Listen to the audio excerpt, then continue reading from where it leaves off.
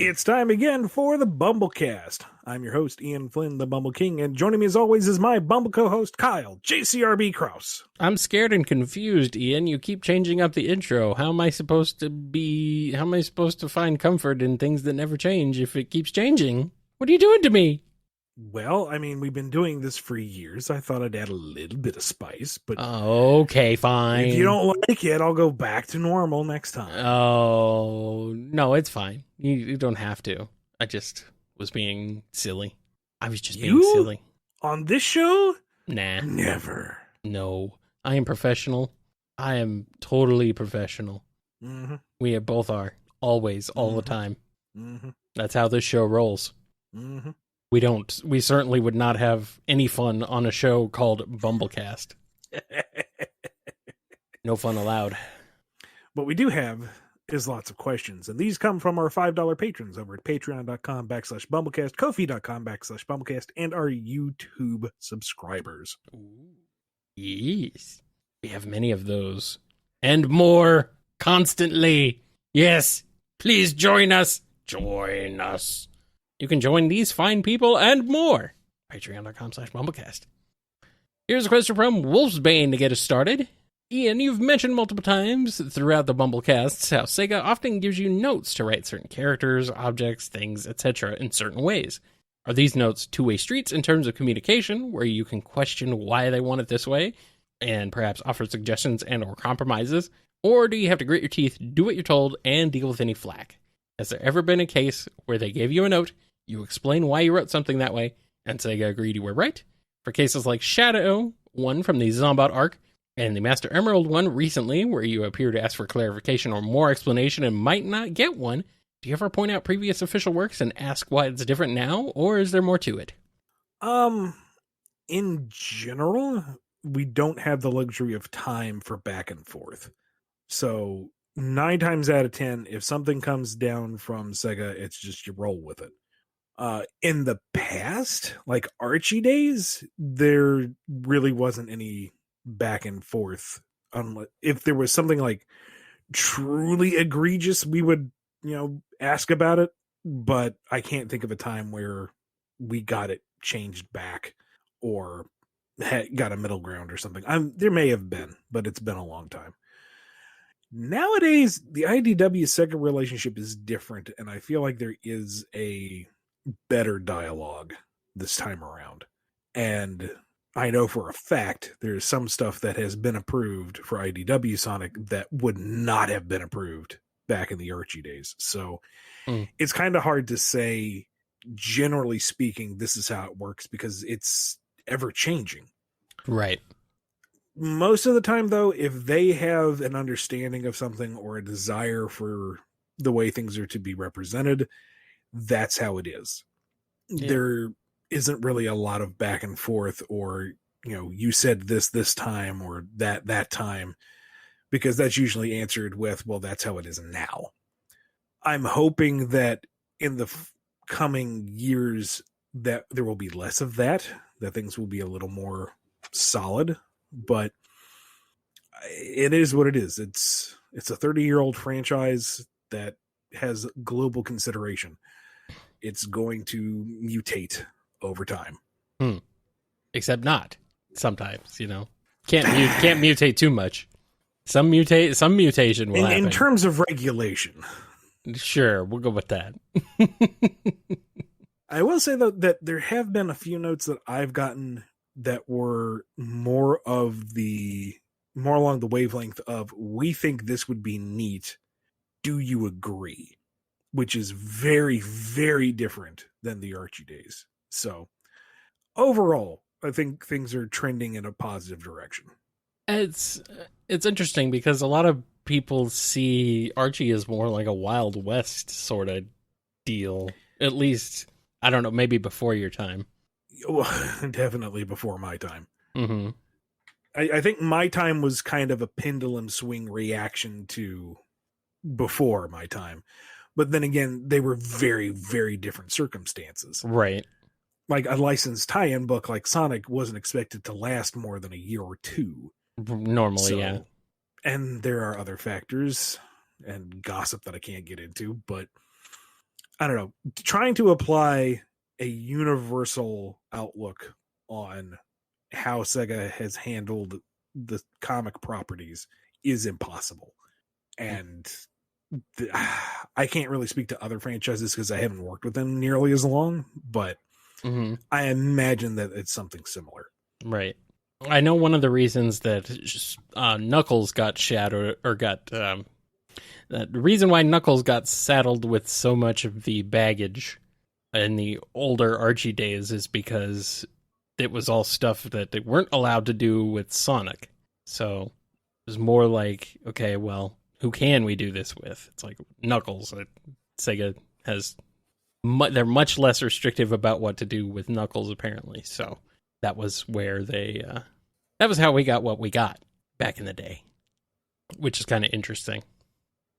Here's a question from Ian Waffles. What did you think of the serious, battle-hardened Antoine storyline before the reveal that he was evil Antoine? Did you think it was an interesting direction to take Antoine, or did it feel forced? And how do you think they would have taken the character if he had remained as simply Antoine? There's a lot of Antoine in that question. Many Antoines. I seem to remember that when Carl Bollers put out his list of ideas of what he wanted to do with the series after his departure, that Antoine just decided to be more serious. Like, that was it. That was the character arc. And at the time, there was a lot of, here's all these jokey things, let's take them more seriously to show that we care. And I'm not going to lie, probably back then that would be where my headspace was too. Nowadays, it feels like that's too hard of a course correction. You know, why does everything have to be serious and grim? And yeah, Antoine was a joke character before, but that's something to be endearing, you know, have fun with it. So I don't know. Had it been just plain old B flat Antoine, I would probably have steered him back to being likable, at least, you know, not so uptight. Because part of the fun of uptight takes himself seriously Antoine was that he was a goof. He was a coward. He talked a big game, but he couldn't back it up. Right. And so you could, if not forgive, be entertained by his stuffiness because there was that juxtaposition. You know, he would be his own punchline. He would set himself up for the fall. That was the character. That was the joke. That's how it worked. When he was just competent and standoffish and grim, that's not the punchline anymore. That's the setup for the joke, but there's no punchline. There's no endearing warmth to the character. It's just, he's serious now. Okay, and what do you do with that? It just creates friction and melodrama, and which can be fine. It's just, let's not dwell on that. So, I don't know. I probably would have lightened him up and steered him back towards Bunny because they were wholesome anyway. Wholesome. I like wholesome. Here's a question from Andrew D. I know that Scourge's colors are the inverse of Sonic's while also being a nod to the Ashura glitch, but was the color green also intended to be the interrupted midway point between his original blue and the yellow of his would-be super transformation, since blue and yellow make green? Although that wouldn't explain why his eyes aren't brown, since the original green getting interrupted from turning red would be brown. I saw some folks interpret it that way, and that's fine with me. I mean, I wouldn't read into the colors too much, but if that works for you, it works for me. As for the eyes, I do remember that was a bone of contention between folks, but I think we hand waved it as when Sonic got his Sonic Adventure update through weird magical means, it like affected the entire multiverse because why not? Because he's the prime Sonic, so anything that happens to him happens to all of them. Yeah. You know, Sonic gets an entire weirdo story about his transformation. Amy gets a weirdo story. Tails and Knuckles just get updated. Yeah. It's like, too much attention and time spent on stuff that should not have been put on a pedestal. Too much attention and time spent on things that do not matter and were never interesting or useful. Oh well. Here's one from Happy Times. If it had to come up with Tingle, Whisper, and Jewel during the post-Genesis wave era of Archie, where would you have fit them in? Would they have joined the main Freedom Fighter group, be inhabitants somewhere on the Acorn Archipelago, or stationed somewhere else as a location's freedom fighter faction. I don't know if they would have been created post Genesis Wave. Like, Tangle and Whisper specifically were to round out the female cast because main Sonic cast is lacking in that regard. Mm-hmm. Post reboot, Sonic still had a gigantic cast, so Tangle wouldn't really be necessary to fill in that gap. Whisper had post Genesis, or I guess post reboot, gotten as far as Forces, might have shown up as someone to play with the Wispon angle, but I can't really say for sure. And Jewel was born of necessity from Tangle. So honestly, I don't think they would likely have been invented in post reboot. Yeah. I don't know, man. We'll never know. Maybe in the alternate universe where Archie Sonic is still ongoing. Maybe they know, but we don't know here in this universe. Sadly. I wonder what alternate universe BumbleKasts are like. It's weird. They're exactly the same. It is the one constant in the multiverse. It's probably true. Probably true. Anyway, here's one from Sonic. Not just one Sonic. 3 Sonics. It's Sonic 3 and Knuckles. But are notes like the Master Emerald having no special powers and there being no magic in Sonic's universe still valid by Sega? Since it was mentioned that the Master Emerald had powers in the encyclopedia and the description for the Masters, the Dark Gaia wizard-like creatures, in the encyclopedia mentioned they cast magic from their wands. Or should we just consider those mistakes in the encyclopedia? No, it's inconsistent brand management when you get down to it. What it is dumb. It is what it is when you come down to it. Like I said, encyclopedia is the most up-to-date and accurate thing out there right now. So, yeah, it says that the Dark Masters use magic, but there is no magic in Sonic, and I just kind of have to nod along with it. Okay, depends on who you ask whether it's the most accurate thing out there, but oh well, who will? Of course, people are going to scrutinize it with a fine-tooth comb and then blame Ian for everything and wrong with it. You chose the wrong screenshots for that thing, Ian. You chose the wrong pictures. Your layout on this page was garbage. Hot garbage, dude. Look at all this page layout you messed up on. Here's a question from Omega Watt. Here's a fun hypothetical. Is it, though? Yeah, let's find out. Let's say Sonic Team wanted to make a third entry in the Sonic Storybook series, and you got to head the story. What public domain classic story or concept would you want to throw Sonic into? Well, I mean, just last episode we did Sonic in the 100 Acre Woods. So, I feel like we've touched on this before. We have touched on this a couple times before. Like, didn't we riff on it? And like Wizard of Oz worked really Wizard well. of Oz was one, yeah. Alice in Wonderland would probably work. Is Huck Finn, Huckleberry Finn, Tom Sawyer, Huckleberry Finn, are those classic domain, public domain? I think so. Yeah, I think so. Yeah, the Mark Twain verse, yeah.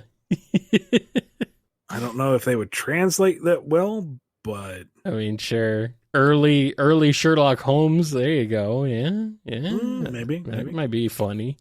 That would be funny with the chaotics. one of the old Greek epics, Jason and the Argonauts, the Iliad. Yep, Treasure Odyssey, one of those. Treasure Island, yeah, there's another one being listed. The Bible, we already had Archie Sonic though. We don't need to worry about that. There's a few. Pride and Prejudice. Pride and Prejudice and Knuckles, that's already happened.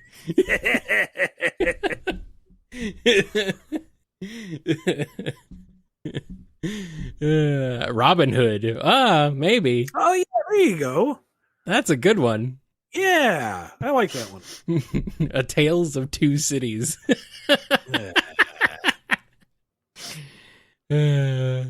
Yeah. Romeo and Juliet and Knuckles. I don't know. Do you know how that one ends? Well, whatever.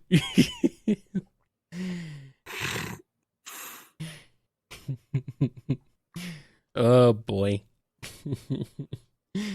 There's some good ideas in there. You can have fun with that. All right, here is one from Alphamon or Yukin. If given the chance, how would you have adapted the Sonic Unleashed storyline in pre-reboot, Archie? Actually, that was going to be post King Nagas. That was the next thing on the agenda. That's kind of Lost Hedgehog's territory, so I don't want to go into too much detail. But that, from what I remember, it was going to be, we were going to wrap up King Nagas, and then Unleashed was going to be the next story arc, basically. Oh, intriguing. Here's a question from Ann Tails. Are you familiar with the steamed hams bit from The Simpsons? If so, which Sonic characters do you think would pair well together in a steamed hams reenactment? Who would play the delightfully devilish Seymour, the out-of-touch principal wanting to impress his boss by preparing him an unforgettable luncheon? And who would take the role of Super Nintendo Chalmers, the grumpy superintendent who somehow falls for Seymour's isometric nonsense? I am aware it's inescapable. And yet people still find fun and interesting ways on the meme that it has become. So it is. But transcended everything. It has transcended itself. But I can see Starline and Eggman. Easy peasy.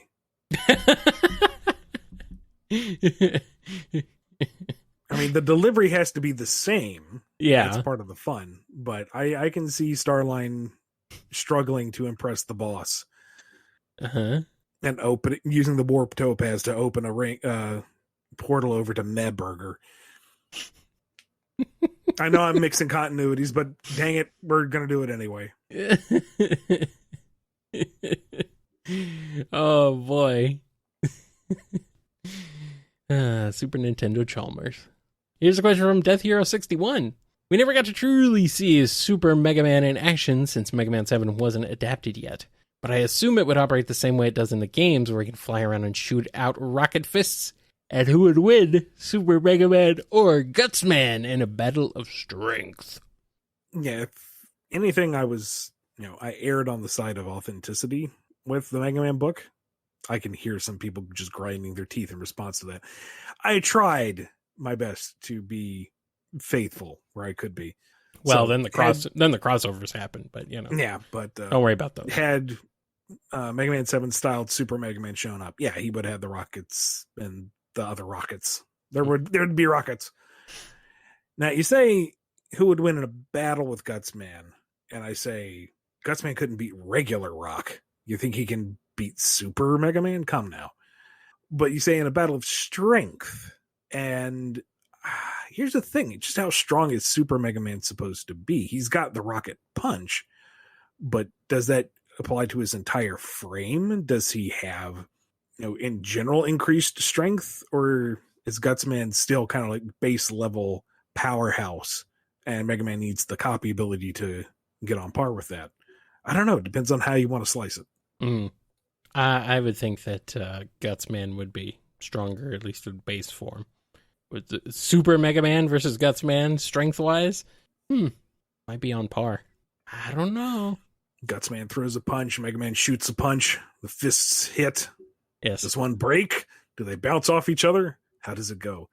Comment in the chat below and let us know. And then Hardman comes in and blows them both out with his shoot fists. That's right. I'm sad we never got Hardman.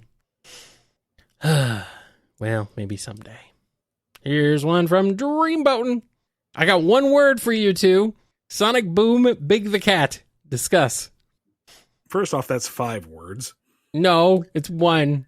It's one thought. Secondly, it means one word. Secondly, Sonic realizes there's some weird stuff going around the island. Mm-hmm. He investigates, and eventually he winds up in this giant white room full of monitors.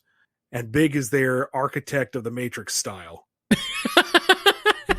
Do you think you're the first animated Sonic? Oh, no. Over the decades, we've attempted to understand the way to animate the hedgehog. You are the 5th iteration at this point. Oh, no. Boy, this is getting really meta. And so Sonic chooses to just go back to his regular, normal adventures. And you see Big in the background fishing, but there's always this kind of sinister edge to every cameo he's in. It's almost like he's like becomes the G-Man of Sonic Boom. It's always there lurking in the background. The right hedgehog in the wrong place can make all the difference in the world. Rise and shine, Sonic. Mr. Sonic. Rise and find the froggy. We've done this joke before, but you know what? It's still a good one. Good. It's evergreen. Yes. Never stops.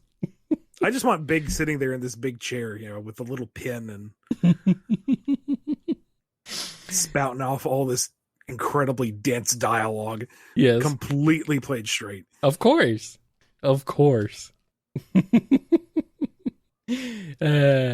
Fantastic. Curious, you have more bandages than the other incarnations. Strange. Here's a question from Radri. After this one, we will take a quick break. How big is too big? How small is too small? How much is too much? How little is too little? You need to ask Goldilocks. She's already figured this all out. How big is too big? I mean, big is good. I like big. Small is too small? Well, I mean, small is... You go too small, it's too small. Then what? It's too small. That's no good. How much is too much? I don't know. We can always put some away to have some for later. How little is too little? Well, none is probably too little. Because there's none. So, yes. The answer is yes to all four. I'll take it. How big is too big? Yes. How small is too small? Yes. How much is too much? Yes. How little is too little? Yes. In the meantime... Should we take a break now? Yes.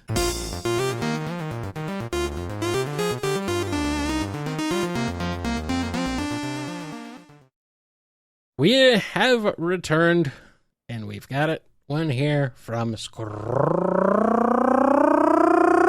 Met. You both grew up in the 90s, so did you ever get into the Lemmings games? I've been playing the first one on my Twitch, and man, I forgot just how addictive they were. I never got into Lemmings. Lemmings was the very first PC game I ever played. First personal computer game. Like, not the first video game, but the first game on a computer. Like a computer. I didn't know what a computer even was. Okay, I did. Kinda. But I didn't know they had games on them. Then I found out they had games. But, yeah. That was my introduction to PC gaming. And I still love it. It's very addicting. It's a very fun game. It's hard. Hard as heck. Super hard puzzle game. But, yeah. Lemmings is great. I recommend it. So do it. Didn't Rockstar make Lemmings? Yes, actually. DMA Design, who went on to become Rockstar North. Yes, they are the ones who created Lemmings. So you have Lemmings to thank for Grand Theft Auto in a weird roundabout way. And a very strange line of succession there. It went Lemmings to Uniracers to Grand Theft Auto. Okay, there were a few other points in between there, but, great games. Here's a question from Noni. So there's other Zeti, assumedly, yes? In that case, have any of them asked what went down during Lost World and Zeti Hunt? And for that matter, how would each member of the Deadly Six relay what happened in their own words? Would they tell the truth, or would they embellish a bit? Yes. My understanding is there are other Zeti on Lost Hex. I don't know if they would particularly care about what happened, because if they're anything like the Deadly Six, they kind of just fend for themselves. And if the Deadly Six were to just, fall off the face of Lost Hex, they wouldn't care. More space for them. Easy territory, maybe. This is assuming all Zeti are more like conquering jerks. I don't know for sure. As for how each would report it, Zaman wouldn't remember or care to remember. He thinks about the next meal and that's about it. Zaz would be in total denial. He would play up his violent behavior and downplay everything else because it doesn't matter to him, and there's no way you could show him up. Xena wouldn't even deign to look at you. Why are you talking to her? Do you deserve to talk to her? No, you don't. Go away. Zor would relish and how much of a beating he took, it would get kind of disturbing. Zeke would be more interesting in knowing why you want to know. But where did you hear this from? What happened while we were gone? And then Zavok, if he told the story, I imagine he would tell it pretty straightforward. Own up to where they fell short, extol the virtues of where they succeeded. But he's not going to let any stories about them getting beaten travel around. So once he's finished telling the story, he finishes off whoever's listening. Here's one from Madeline Bluestar 7. I wanted to ask you for a tip for creative writing in a career and a question about Sega's requirements in a job. In applications to write for any IP, including Sonic, would a company accept scripts of fan projects of their IP or any other IPs? Or scripts of the sender's original property in a portfolio to read? My other question is, does Sega require that all staff who work on Sonic don't look at any other people's fan-made stories? Or do some positions have exceptions? I know that you mentioned you currently don't look at Sonic fan stories, and I was wondering if that was the same for any other writers of Sonic. It would be a dream come true to write, illustrate, or animate official Sonic media, but I wouldn't want to have to stop experiencing Sonic fan projects, so I wanted to ask for your advice. Thank you. I have not received any direct orders or stipulations to avoid fan content since I went with IDAW and started doing work with Sega directly. That's more of a holdover from some of the Archie days and just my own general experience with the fandom and life in general. So my abstaining from consuming fan content is largely on me. Others may be completely different. It's really up to you and how much liability you want for yourself. I am a very public figure within the fandom, and my duties within Sonic are all very creative and built around narrative. It's very, very easy to put a target on me to say, look, he took this concept. Art you can compare very easily and say whether or not something is derivative of the other. Concepts, the ethereal thoughts, that's a lot harder to prove or disprove. So I put up a pretty high barrier just for my own protection and to protect anyone else, because there is the off chance that something I see today will kind of get filtered and come back to me a couple years later. It's like, oh, that's a neat idea that I had all by myself, and no, saw it somewhere else. So I may be a little paranoid. Maybe I'm a little overprotective, but in general, I prefer to be a little overprotective of myself and such. I prepare for the worst and hope for the best. But that's me. If you ever get into such a creative official position, ask the company if they have guidelines or, others in your field, how they do. It's really up to you.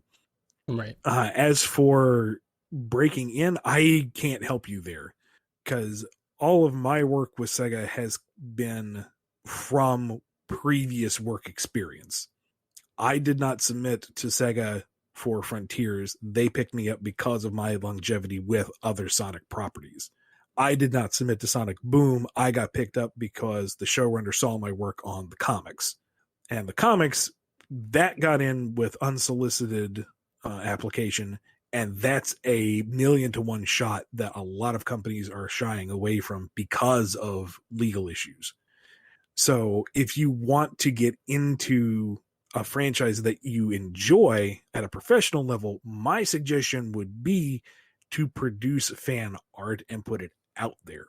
I have heard stories of how like the headcanon folks got Sonic Mania to become a thing, but that's less of a we're pitching our story. It was more of a here's what we can do with the material. This is the programming technology that we have, from my understanding. Yeah, I mean, they already had an in by being involved with the franchise already. So yeah, so it's a bit of a catch-22. You can't really get in the door until you're already in the door. Right. You can't get in until you're invited, and nobody's going to invite you until you're already in. Really, what you have to do is just keep at it until you get that one little break, which is incredibly frustrating, but that's kind of how it is. I got my break very early on. capitalized on it, and I've been riding that high ever since. And a lot of other fans have come up because, they put out solid work and they are seen and given the offer, given that chance. So I don't, and I could be completely wrong. This is from my own experience, and I haven't had to hunt for this kind of thing for a bit. My resume has gotten me opportunities now. I have the foundation. People look for me. So I've been out of the game at the base level for a long time. So do not take this advice as like the gospel truth. There may be other ways to go about it. Or you could just be like me and find someone to hitch your wagon to and ride on their coattails of success to your own fulfillment. Perfect. It works out. It's great. You're going to be in trouble when I'm finally off of Sonic. I'm going to be in trouble when something horrible happens. Something horrible happened to you, I'd be ruined forever. I am ruined. Well, aren't you glad I'm extra cautious in all things in life? I am glad. I'm glad. It lets me be less cautious, which is very funny. It's very funny. And we have a next question here from Pendleche.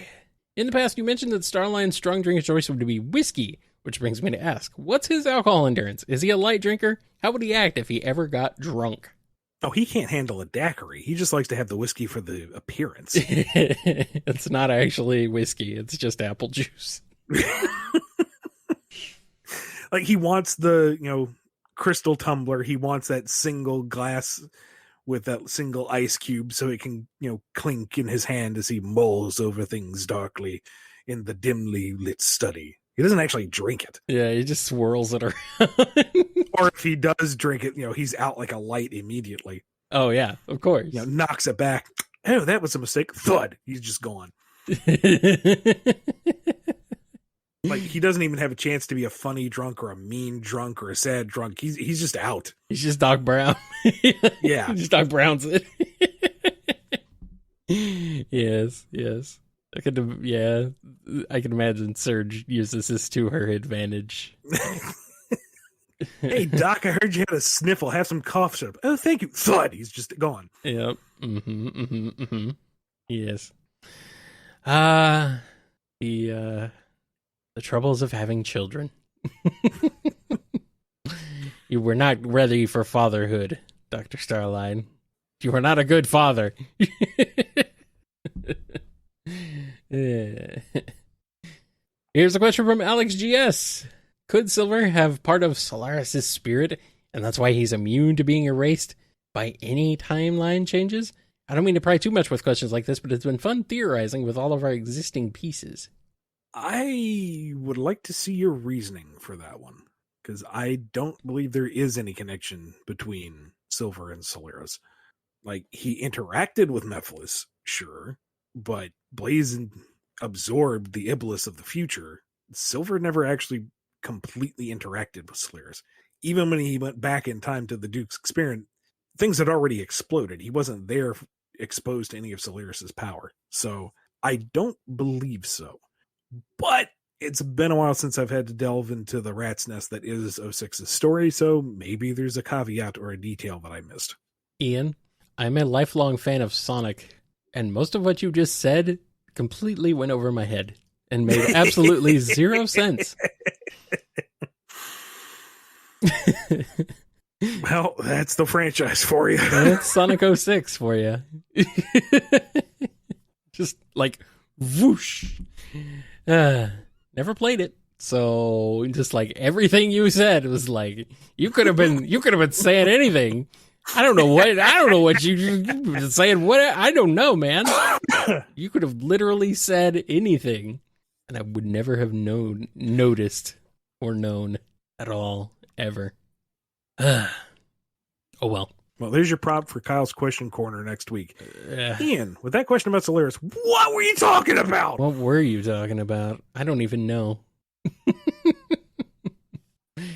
Here's one from Scurvy Pirate Hog. They say that family reunions are all the rage now. So Eggman is arranging a Robotnik family reunion. And everyone in the family is attending. Orbot, Cubot, and Metal, since they are his sons. But other creations also attend, like Omega, Heavy King, and Jimral. Bill attends, since she's his daughter. And Shadow also attends, since he was created by Gerald and is technically Eggman's uncle. Even Eggman's nephew Snively arrives, as well as Eggman Nega. One person who is not invited is Dr. Starline, since he's not an actual member of the family. How does the family reunion go, and how does Dr. Starline react? Well, Starline's got the running subplot of, they clearly just forgot to send the invite or it got lost in the mail or something. I'm practically family. I mean, come on now. And so he's just trying to infiltrate the base the entire time. Belle is just trying to be very quiet and out of the way. Why would she go?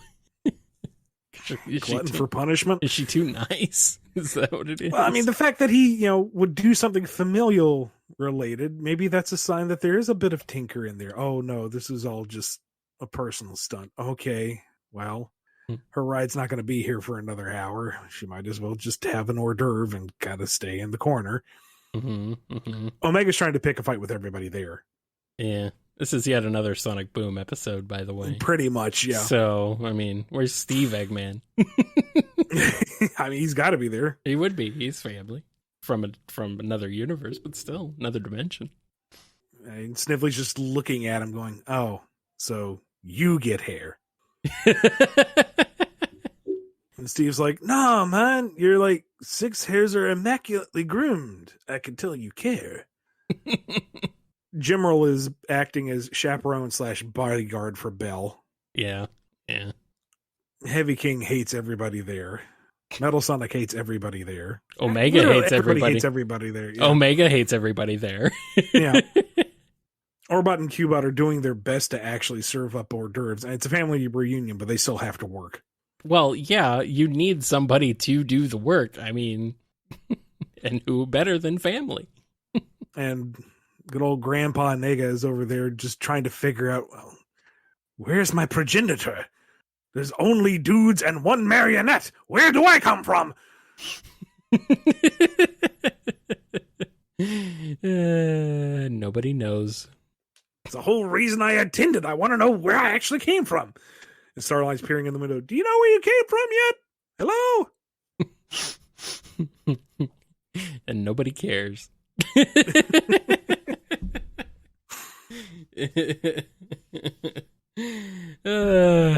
Terrible. Here's one from The Cartoonist. Ian, you have a fun habit of breaking in a song. Musical episode like Buffy, when? So I'd like to ask, were you involved in musical theater, and are there musicals like Heathers or Rocky Horror that you can recommend? I listen to Spam a lot because of you singing it, so thank you. I'm not sure if that's a sincere thank you, or if it is a thanks for getting that stuck in my head for thousands of years for the rest of my life. I'm going to assume it's sincere because it's a fun show. Okay. I was involved in theater and chorus in all through grade school and high school, but it was more of a hobby than anything else. The theater teacher really drove home the point that if you wanted to follow theater, it had to be your life. Yeah. Like, you couldn't just do theater for funsies. This was something that people dedicated their existence to. And that kind of killed any drive I had to pursue it seriously. Like, I didn't want to compete. I just enjoyed acting. So if people are going to fight over it, they can have it. I'm done. I didn't want the drama. Ironically. That, and a lot of the theater kids who were really into it were on a completely different level than I am. They're talking about Broadway shows and plays and such, and I'm just like, I enjoy acting. It's a fun hobby, but I am clearly not in the right clique here. I am way outside. And, oh, you haven't seen this, or oh, you don't like this, or oh, you don't love Rent, which is just a retread of La Boheme, but okay, whatever. It's, I don't know. It was something that I enjoyed doing, but it's not something that I wanted to devote myself to. So once I got out of high school, I really didn't pursue it. I thought about it when I went to college but my college had an actual theater degree you could go for, and that was cutthroat. And it's like, Yeah. I am not fighting with those folks over any role. Think you know. So I enjoy theater, and I enjoy musical theater. With a caveat in that musicals are real hit or miss with me. Yeah. Like a lot of your Rodgers and Hammerstein stuff is too schmaltzy for me. And I feel like I've kind of aged out of a lot of stuff.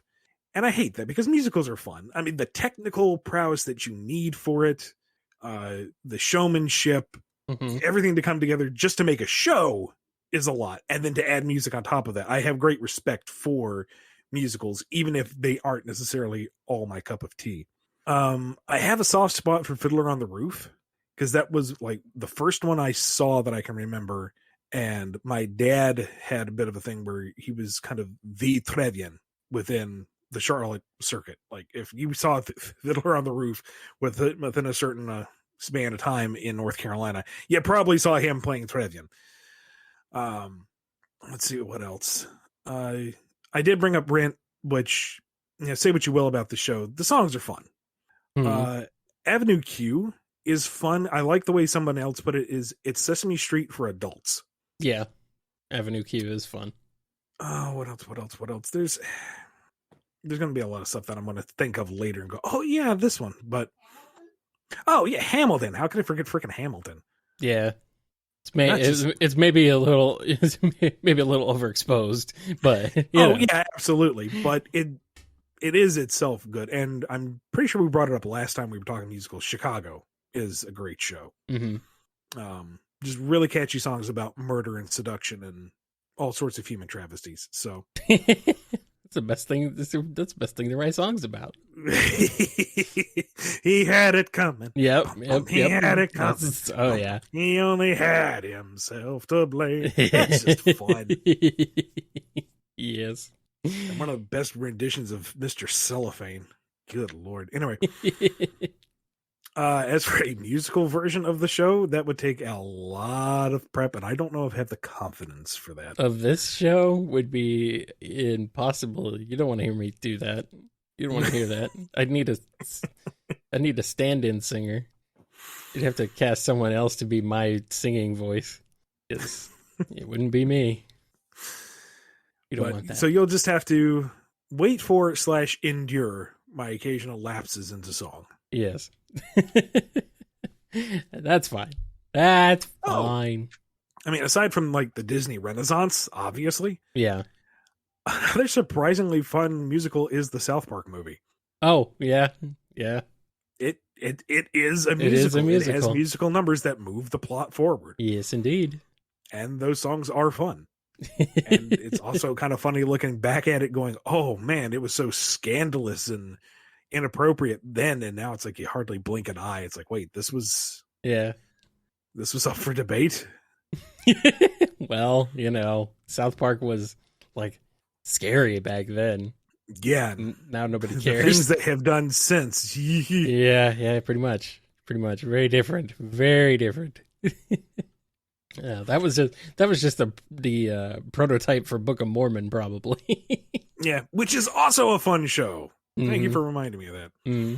Yeah, I'm not super into musicals, but sometimes there's just a good one. One that I need to go back and watch because I remember seeing an old filmed version of the stage version years ago was Into the Woods. And I heard that the cinematic remake from a few years ago wasn't that great, but that could also be because musicals don't really translate to film all that well. So, and I guess if you get to see the Lion King on stage, that is great for the spectacle alone. The music is good, sure, but what they do with the props and the sets and the interpretive animals and stuff is just jaw-dropping. Like when they're doing the initial Circle of Life sequence, baby Simba and all that, and they have these interpretive elephant puppets coming down the aisles, and like each leg is a person, I think. Or was it the giraffes? It's been a long time, and when they do Mufasa appearing in the sky in like Act 2 or whatever, technically it was astounding. Mm-hmm. I mean, that's kind of missing the whole point, which we're talking about musicals here, but man, you think, oh, it's people dressed up as animals dancing around on stage and singing. How weird. But no. This was like art. Like, truly, it was a spectacular show. Right. I was in theater for a hot second in high school. I mainly like the behind the scenes stuff more than anything. Mm-hmm. I did play the role of Major Burns in MASH in my senior year of high school. That was fun. That was fun. But before that, I was just doing stage tech and behind the scenes stuff, and I much preferred that personally. Mm-hmm. Mm-hmm. And that was more fun to me. So, that makes sense. but the playing Major Burns and crying over a dead cat was pretty fun. not Burns from Simpsons. Different Burns. Still the villain of the piece, though. Well, the first fourth of the piece. And we got a question here from a Finest Cacophony. When writing, have you used music to help influence your design or personality of a character? I consider myself an amateur writer who enjoys writing the characters, and I found a particular song could be a great way to help think of the personality or even arc for a character. I wanted to know if this is common in a professional writer like yourself, or that it's just something newbies like me tend to do. I don't use it for characters specifically, but I will put on certain songs for writing certain scenes. Like, I had a very particular piece of Sonic music playing when I was writing stuff for Sonic number 50, because that just got the blood pumping, and that felt like it fit the scene. When I was writing the Supersonic versus Interjack Knuckles stuff back in the day, I had Chaos Angel playing on loop. And sometimes I find music is inspirational and gets me motivated to work on stuff. And sometimes I find it distracting. Like, I need to have just the quiet headspace to focus. It really depends on what I'm working on and what my mood is and what the project is and blah, blah, blah, blah, blah. But if you have something that inspires you, if you have something that helps you create, go for it. There's nothing amateurish about it. If we are all different, and if something helps you, then by all means, do it. Do it. Here's a question from Shaggy Dog. Lately on Twitter, I've seen a fair amount of people talking about the possibility of IDW doing a miniseries, like Tangle and Whisper or Imposter Syndrome, centered around Blaze and taking place on her world, since she and her world have been scarcely present in the series as of late. I was wondering if you guys had any thoughts on this, and if you think it could be a possibility sometime in the future. I wouldn't say it's impossible. The thing is, with that scarcity, anything that we would be creating would be very scrutinized. You know, it would be establishing stuff for Blaze's world. And on the one hand, Sega's been surprisingly cool about that. Like, the Imperial Palace didn't have a design, so they provided direction, but we did the design. And by we, I mean Adam Bryce Thomas. I kind of wrote things down, but he rendered it. Credit where it's due. Come on now. So that's, as far as I know, official at this point. But exploring anywhere beyond that, I don't know if they would be open to that. They may be. That, it's kind of daunting to think about. It's enticing, to be sure. But either way, it's something I would definitely want to do. It's a long-term bucket list goal. But I don't think it's going to be happening anytime in the near future. Yeah. I'd like to see Blaze. I need Blaze. More Blaze, please. More Blaze. More Blaze. Here's a question from Ava Arctic. Can you run Doom on a Nicole? What about Crisis on max settings? You can run Doom on a heart monitor. You can run Doom on a piano. Yeah. You can run... Yeah, he can run Doom on Nicole. Easy peasy. You can run 1,000 instances of Doom. As for Crisis on max settings, yeah, absolutely. Nicole has like all the processing power. Nicole can run Crisis 3 on max settings. She may not be able to say anything while it's running, but she can run it. Yeah. I don't think Crisis is nearly as hard to run anymore as it used to be. Yeah, we finally caught up. Yeah. But yeah, it's still a surprisingly heavy game though for its time. But I mean, Doom, you can run Doom on a calculator, so you can run Doom on Game Gear, on the Game Com. Was Doom on the Game Com? I don't know. I'm sure there was a Tiger handheld of Doom, right? There's gotta be. That would just be what the Gamecom version of Doom is. Doom on a Sega Pico, yes! That's what I want.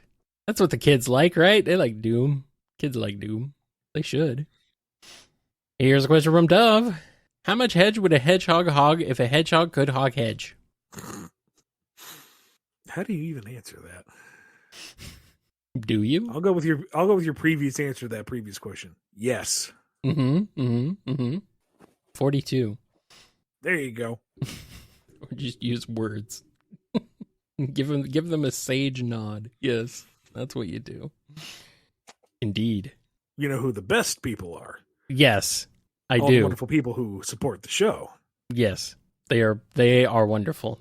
Big thank you to Daniel H., Alex P., James K., John B., Jennifer R., Robotnik Holmes, Samuel P., Sam Cybercat, Mike B., Coupling Crew 128, Dave M., Doiz Dizdin, Andrew D., Off, Salute Your Cat, Jay Frost, Scruffy Matt, Chris A., Hero of Light 13, Sony, John M., Ryan D., Noni, Jeb, Dawn B., Yami M., Lee H.K., Lisa M., Chevelle, Piggybank, Fiona M., Blue Title Gamer, Ben W., Tick Tick, Xanderoni the Painter, Final Neil, Keeper of Monsters, Jonathan D., Ian Nimmerk, Solaris Stain, Axis, Dabbler the Dalek, Godzilla, Chaos Universe, Sonic Legacy, Daniel B., The Name is X, Pedantic Cat, Dove, Red the Supernamic, Pandolce, Scurvy Pirate Hog, Ave Arctic, Quaggle Gaggle, Chad, Jennifer H., Professor Rye, Les, Cameron H., Preston M., Sapphire Scarletta, Alphamon or Yukon, Noah S., Kojiro Highwind, Chase L., Joey the Sonic Fan, Awesome Cakester, Kimiko, Radry, Callum Q., Alex GS, Chestnut Mountain Soul, John the Real Waluigi, Arc Fighter, Ty H, Owen BD, Maddie H, KJB, In Zephyr, Finest Cacophony, Nondal, and Tails, Dreamboat and Mox, Derucible, T-Ranger, Jolene B, Shaggy Dog, Jack the Animator, Lewis J, For Sonic Fan, The Marble Gardener, Goosey Tantai, Agent Kaz, Michael P, Navarre, Exodel, Lacey M, Unlikely Veronica, Ty Cyan, Jamal S, Neostrife, Spiral Warrior, Lemur Chicken, Rhythm Raccoon, Joshua S, Miggy Sawdust, Omega Watt, Pig Dan 20, Jinx, Phi, Knights Ubel, Steph Cube, Scourge Time, Chaos Sonic 1, Afro Luffy, Speedweed, The Internet Person, Madeline Blue Star 7, The Cartoonist, Ryoko Shion, Meta Mode, Danny the Light, Frost the White Lion, Agnes S, and Wheels 282 Hedgehog. All those names and so many more. You could be one of them in a future episode if you head on over to all of our Patreon, Ko-fi, YouTube support things and click the support button. So do it. Do it. Anyway, that's it. That's all we got. Yep, we will see you Friday for the standard edition Q&A, and then we will see you the following Saturday for the live Q&A session at 6 p.m. Eastern Standard Time over on YouTube. Ooh. Until then, be good to yourselves, be good to each other, and we will see you next time on the BumbleKast. That doesn't apply to me, right? I don't have to be good to each other, right? I mean, oh God, no. If I had to be good to each other, I'd be screwed because I don't know. I don't even know if I can do that.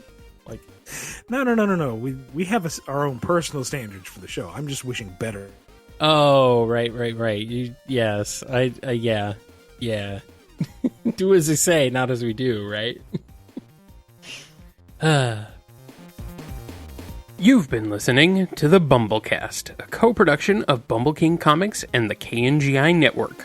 Original theme music composed by Ken Coda Snyder. Remixed intro by T-Lopes. Find out more information, along with podcast feeder links, MP3 downloads, and more at bumbleking.com and kngi.org.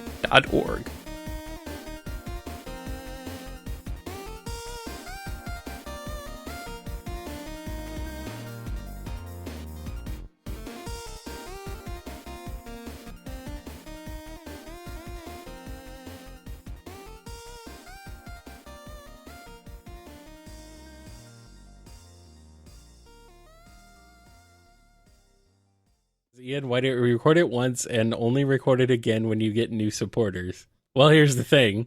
Every week, we got different people sending us Ko-fi questions. Yeah. So there's literally no way for us to do a pre-recording for every week. There's no way to have that consistency. Yeah. Like some people drop, some people add to their thing, some people change their usernames. Yep. It's literally different every week. Speaking of which, have you put in the YouTube names yet? The YouTube supporter names? Yeah. Okay. Yep. Started doing that last recording. What about what Dove says? Just add the new names? Like what? You're going to add the new names?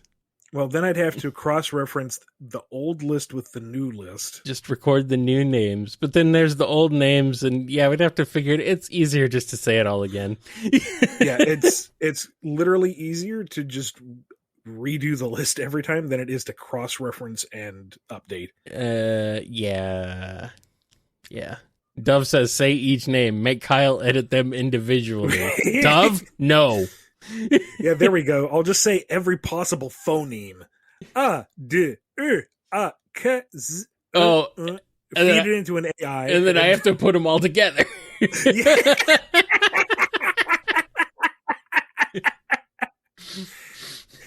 I don't think so. That's how Kyle uploads the episode. It's just 30 seconds of him saying, I quit. And it's all the phonemes strung together. So it sounds like I'm having a seizure. I don't think so. I don't think so, Tim. I do not get paid enough. You guys want me to do that? Go up your Patreon pledges.